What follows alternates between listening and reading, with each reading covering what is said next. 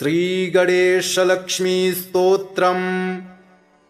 ॐ नमो विघ्नराजाय सर्वसौख्यप्रदायिने दुष्टारिष्टविनाशाय पराय परमात्मने लंबोदरं महावीर्यं नागयज्ञोपशोभितम् अर्धचंद्रधरं देवं विघ्नव्यूहविनाशनम्।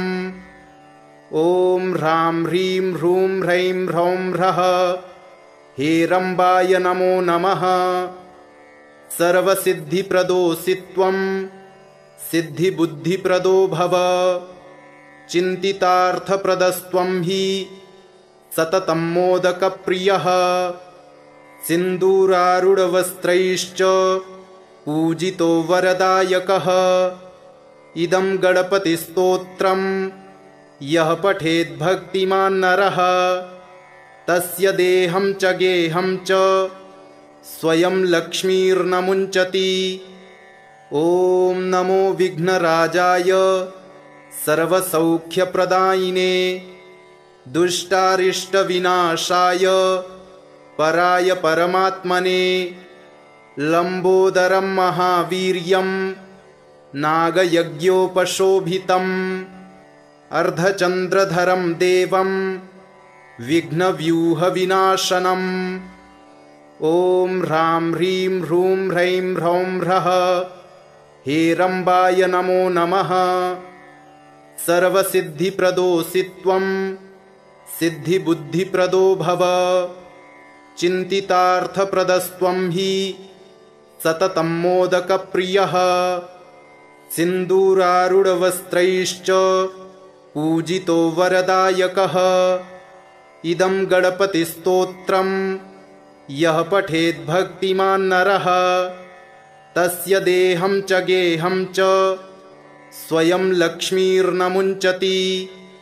ॐ नमो विघ्नराजाय सर्वसौख्यप्रदायिने दुष्टारिष्टविनाशाय पराय परमात्मने लंबोदरं महावीर्यं नागयज्ञोपशोभितम् अर्धचंद्रधरं देवं विघ्नव्यूहविनाशनम्। ॐ ह्रां ह्रीं ह्रूं ह्रैं ह्रौं ह्रः हेरम्बाय नमो नमः। सर्वसिद्धिप्रदोऽसि त्वं सिद्धिबुद्धिप्रदो भव। चिन्तितार्थप्रदस्त्वं हि सततं मोदकप्रियः। सिन्दूरारूढवस्त्रैश्च पूजितो वरदायकः। इदं गणपतिस्तोत्रं यः पठेत् भक्तिमान् नरः तस्य देहं च गेहं च स्वयं लक्ष्मीर्न मुञ्चति। ॐ नमो विघ्नराजाय सर्वसौख्यप्रदायिने दुष्टारिष्टविनाशाय पराय परमात्मने लंबोदरं महावीर्यं नागयज्ञोपशोभितम् अर्धचंद्रधरं देवं विघ्नव्यूहविनाशनम्। ॐ ह्रां ह्रीं ह्रूं ह्रैं ह्रौं ह्रः हेरम्बाय नमो नमः। सर्वसिद्धिप्रदोऽसि त्वं सिद्धिबुद्धिप्रदो भव। चिन्तितार्थप्रदस्त्वं हि सततं मोदकप्रियः। सिन्दूरारूढवस्त्रैश्च पूजितो वरदायकः। इदं गणपतिस्तोत्रं यः पठेत् भक्तिमान् नरः तस्य देहं च गेहं च स्वयं लक्ष्मीर्न मुञ्चति। ॐ नमो विघ्नराजाय सर्वसौख्यप्रदायिने दुष्टारिष्टविनाशाय पराय परमात्मने लंबोदरं महावीर्यं नागयज्ञोपशोभितम् अर्धचंद्रधरं देवं विघ्नव्यूहविनाशनम्। ॐ ह्रां ह्रीं ह्रूं ह्रैं ह्रौं ह्रः हेरम्बाय नमो नमः। सर्वसिद्धिप्रदोऽसि त्वं सिद्धिबुद्धिप्रदो भव चिन्तितार्थप्रदस्त्वं हि सततं मोदकप्रियः सिन्दूरारूढवस्त्रैश्च पूजितो वरदायकः इदं गणपतिस्तोत्रं यः पठेद्भक्तिमान् नरः तस्य देहं च गेहं च स्वयं लक्ष्मीर्न मुञ्चति। ॐ नमो विघ्नराजाय सर्वसौख्यप्रदायिने दुष्टारिष्टविनाशाय पराय परमात्मने लम्बोदरं महावीर्यं नागयज्ञोपशोभितम् अर्धचन्द्रधरं देवं विघ्नव्यूहविनाशनम्। ॐ ह्रां ह्रीं ह्रूं ह्रैं ह्रौं ह्रः हेरम्बाय नमो नमः। सर्वसिद्धिप्रदोऽसि त्वं सिद्धिबुद्धिप्रदो भव चिन्तितार्थप्रदस्त्वं हि सततं मोदकप्रियः सिन्दूरारूढवस्त्रैश्च पूजितो वरदायकः इदं गणपतिस्तोत्रं यः पठेद्भक्तिमान् नरः तस्य देहं च गेहं च स्वयं लक्ष्मीर्न मुञ्चति। ॐ नमो विघ्नराजाय सर्वसौख्यप्रदायिने दुष्टारिष्टविनाशाय पराय परमात्मने लम्बोदरं महावीर्यं नागयज्ञोपशोभितम् अर्धचन्द्रधरं देवं विघ्नव्यूहविनाशनम्। ॐ ह्रां ह्रीं ह्रूं ह्रैं ह्रौं ह्रः हेरम्बाय नमो नमः।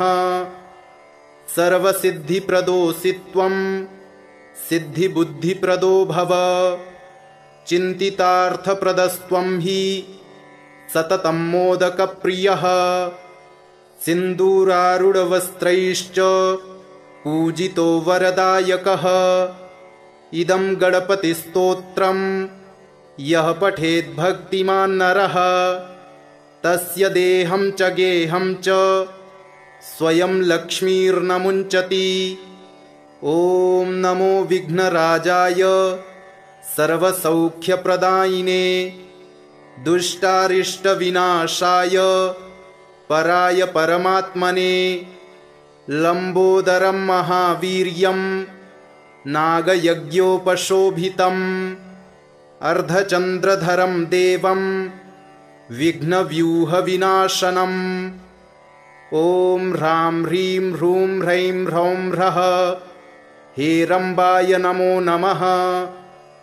सर्वसिद्धिप्रदोऽसि त्वं सिद्धिबुद्धिप्रदो भव चिन्तितार्थप्रदस्त्वं हि सततं मोदकप्रियः सिन्दूरारूढवस्त्रैश्च पूजितो वरदायकः इदं गणपतिस्तोत्रं यः पठेद्भक्तिमान् नरः तस्य देहं च गेहं च स्वयं लक्ष्मीर्न मुञ्चति।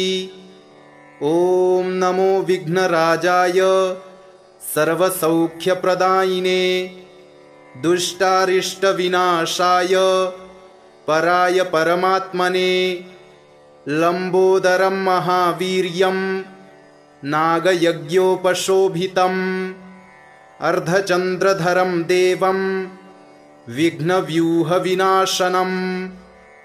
ॐ ह्रां ह्रीं ह्रूं ह्रैं ह्रौं ह्रः हेरम्बाय नमो नमः।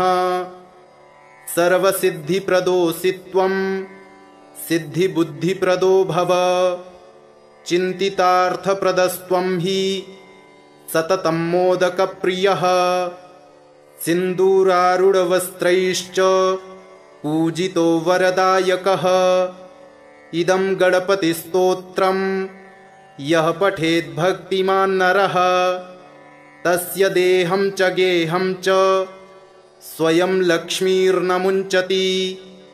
ॐ नमो विघ्नराजाय सर्वसौख्यप्रदायिने दुष्टारिष्टविनाशाय पराय परमात्मने लंबोदरं महावीर्यं नागयज्ञोपशोभितम् अर्धचंद्रधरं देवं विघ्नव्यूहविनाशनम्।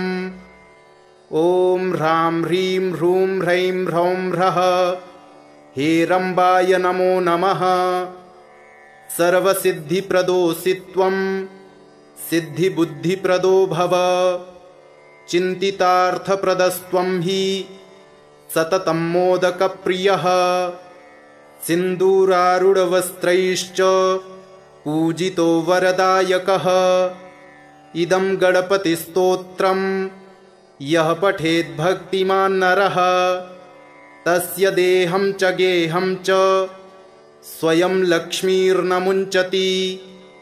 ॐ नमो विघ्नराजाय सर्वसौख्यप्रदायिने दुष्टारिष्टविनाशाय पराय परमात्मने लंबोदरं महावीर्यं नागयज्ञोपशोभितम् अर्धचंद्रधरं देवं विघ्नव्यूहविनाशनम्।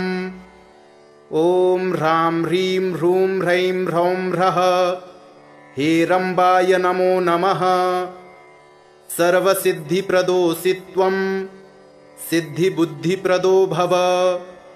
चिन्तितार्थप्रदस्त्वं हि सततं मोदकप्रियः। सिन्दूरारूढवस्त्रैश्च पूजितो वरदायकः। इदं गणपतिस्तोत्रम् यः पठेद्भक्तिमान् नरः तस्य देहं च गेहं च स्वयं लक्ष्मीर्न मुञ्चति। ॐ नमो विघ्नराजाय सर्वसौख्यप्रदायिने दुष्टारिष्टविनाशाय पराय परमात्मने लंबोदरं महावीर्यं नागयज्ञोपशोभितम् अर्धचंद्रधरं देवं विघ्नव्यूहविनाशनम्। ॐ ह्रां ह्रीं ह्रूं ह्रैं ह्रौं ह्रः हेरम्बाय नमो नमः। सर्वसिद्धिप्रदोऽसि त्वं सिद्धिबुद्धिप्रदो भव। चिन्तितार्थप्रदस्त्वं हि सततं मोदकप्रियः। सिन्दूरारूढवस्त्रैश्च पूजितो वरदायकः।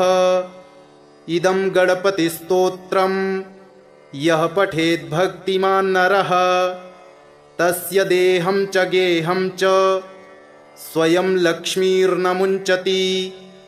ॐ नमो विघ्नराजाय सर्वसौख्यप्रदायिने दुष्टारिष्टविनाशाय पराय परमात्मने लंबोदरं महावीर्यं नागयज्ञोपशोभितम् अर्धचंद्रधरं देवं विघ्नव्यूहविनाशनम्। ॐ ह्रां ह्रीं ह्रूं ह्रैं ह्रौं ह्रः हेरम्बाय नमो नमः। सर्वसिद्धिप्रदोऽसि त्वं सिद्धिबुद्धिप्रदो भव। चिन्तितार्थप्रदस्त्वं हि सततं मोदकप्रियः। सिन्दूरारूढवस्त्रैश्च पूजितो वरदायकः। इदं गणपतिस्तोत्रम् यः पठेद्भक्तिमान् नरः तस्य देहं च गेहं च स्वयं लक्ष्मीर्न मुञ्चति। ॐ नमो विघ्नराजाय सर्वसौख्यप्रदायिने दुष्टारिष्टविनाशाय पराय परमात्मने लंबोदरं महावीर्यं नागयज्ञोपशोभितम् अर्धचंद्रधरं देवं विघ्नव्यूहविनाशनम्। ॐ ह्रां ह्रीं ह्रूं ह्रैं ह्रौं ह्रः हेरम्बाय नमो नमः। सर्वसिद्धिप्रदोऽसि त्वं सिद्धिबुद्धिप्रदो भव। चिन्तितार्थप्रदस्त्वं हि सततं मोदकप्रियः सिन्दूरारूढवस्त्रैश्च पूजितो वरदायकः इदं गणपतिस्तोत्रम् यः पठेत् भक्तिमान् नरः तस्य देहं च गेहं च स्वयं लक्ष्मीर्न मुञ्चति। ॐ नमो विघ्नराजाय सर्वसौख्यप्रदायिने दुष्टारिष्टविनाशाय पराय परमात्मने लम्बोदरं महावीर्यं नागयज्ञोपशोभितम् अर्धचन्द्रधरं देवं विघ्नव्यूहविनाशनम्। ॐ ह्रां ह्रीं ह्रूं ह्रैं ह्रौं ह्रः हेरम्बाय नमो नमः। सर्वसिद्धिप्रदोऽसि त्वं सिद्धिबुद्धिप्रदो भव चिन्तितार्थप्रदस्त्वं हि सततं मोदकप्रियः सिन्दूरारूढवस्त्रैश्च पूजितो वरदायकः इदं गणपतिस्तोत्रम् यः पठेत् भक्तिमान् नरः तस्य देहं च गेहं च स्वयं लक्ष्मीर्न मुञ्चति। ॐ नमो विघ्नराजाय सर्वसौख्यप्रदायिने दुष्टारिष्टविनाशाय पराय परमात्मने लम्बोदरं महावीर्यं नागयज्ञोपशोभितम् अर्धचन्द्रधरं देवं विघ्नव्यूहविनाशनम्। ॐ ह्रां ह्रीं ह्रूं ह्रैं ह्रौं ह्रः हेरम्बाय नमो नमः। सर्वसिद्धिप्रदोऽसि त्वं सिद्धिबुद्धिप्रदो भव चिन्तितार्थप्रदस्त्वं हि सततं मोदकप्रियः सिन्दूरारूढवस्त्रैश्च पूजितो वरदायकः इदं गणपतिस्तोत्रम् यः पठेत् भक्तिमान् नरः तस्य देहं च गेहं च स्वयं लक्ष्मीर्न मुञ्चति। ॐ नमो विघ्नराजाय सर्वसौख्यप्रदायिने दुष्टारिष्टविनाशाय पराय परमात्मने लम्बोदरं महावीर्यं नागयज्ञोपशोभितम् अर्धचन्द्रधरं देवं विघ्नव्यूहविनाशनम्। ॐ ह्रां ह्रीं ह्रूं ह्रैं ह्रौं ह्रः हेरम्बाय नमो नमः।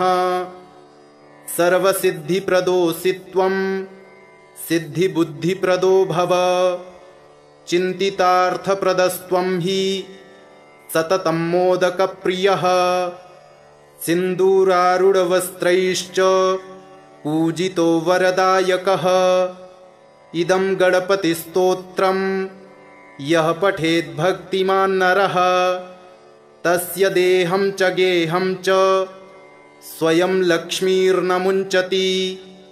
ॐ नमो विघ्नराजाय सर्वसौख्यप्रदायिने दुष्टारिष्टविनाशाय पराय परमात्मने लम्बोदरं महावीर्यं नागयज्ञोपशोभितम् अर्धचन्द्रधरं देवं विघ्नव्यूहविनाशनम्।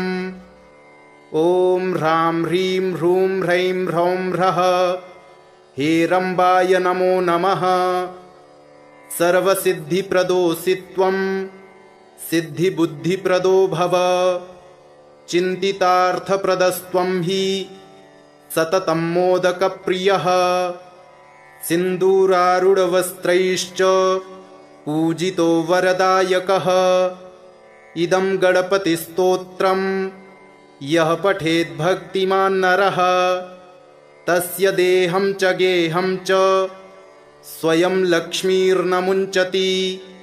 ॐ नमो विघ्नराजाय सर्वसौख्यप्रदायिने दुष्टारिष्टविनाशाय पराय परमात्मने लम्बोदरं महावीर्यं नागयज्ञोपशोभितम् अर्धचन्द्रधरं देवं विघ्नव्यूहविनाशनम् ॐ ह्रां ह्रीं ह्रूं ह्रैं ह्रौं ह्रः हेरम्बाय नमो नमः। सर्वसिद्धिप्रदोऽसि त्वं सिद्धिबुद्धिप्रदो भव चिन्तितार्थप्रदस्त्वं हि सततं मोदकप्रियः सिन्दूरारूढवस्त्रैश्च पूजितो वरदायकः इदं गणपतिस्तोत्रं यः पठेद्भक्तिमान् नरः तस्य देहं च गेहं च स्वयं लक्ष्मीर्न मुञ्चति। ॐ नमो विघ्नराजाय सर्वसौख्यप्रदायिने दुष्टारिष्टविनाशाय पराय परमात्मने लम्बोदरं महावीर्यं नागयज्ञोपशोभितम् अर्धचन्द्रधरं देवं विघ्नव्यूहविनाशनम् ॐ ह्रां ह्रीं ह्रूं ह्रैं ह्रौं ह्रः हेरम्बाय नमो नमः। सर्वसिद्धिप्रदोऽसि त्वं सिद्धिबुद्धिप्रदो भव चिन्तितार्थप्रदस्त्वं हि सततं मोदकप्रियः सिन्दूरारूढवस्त्रैश्च पूजितो वरदायकः इदं गणपतिस्तोत्रं यः पठेद्भक्तिमान् नरः तस्य देहं च गेहं च स्वयं लक्ष्मीर्न मुञ्चति। ॐ नमो विघ्नराजाय सर्वसौख्यप्रदायिने दुष्टारिष्टविनाशाय पराय परमात्मने लम्बोदरं महावीर्यं नागयज्ञोपशोभितम् अर्धचन्द्रधरं देवं विघ्नव्यूहविनाशनम् ॐ ह्रां ह्रीं ह्रूं ह्रैं ह्रौं ह्रः हेरम्बाय नमो नमः। सर्वसिद्धिप्रदोऽसि त्वं सिद्धिबुद्धिप्रदो भव चिन्तितार्थप्रदस्त्वं हि सततं मोदकप्रियः सिन्दूरारूढवस्त्रैश्च पूजितो वरदायकः इदं गणपतिस्तोत्रं यः पठेद्भक्तिमान् नरः तस्य देहं च गेहं च स्वयं लक्ष्मीर्न मुञ्चति। इति श्री गणपतिलक्ष्मीस्तोत्रं सम्पूर्णम्।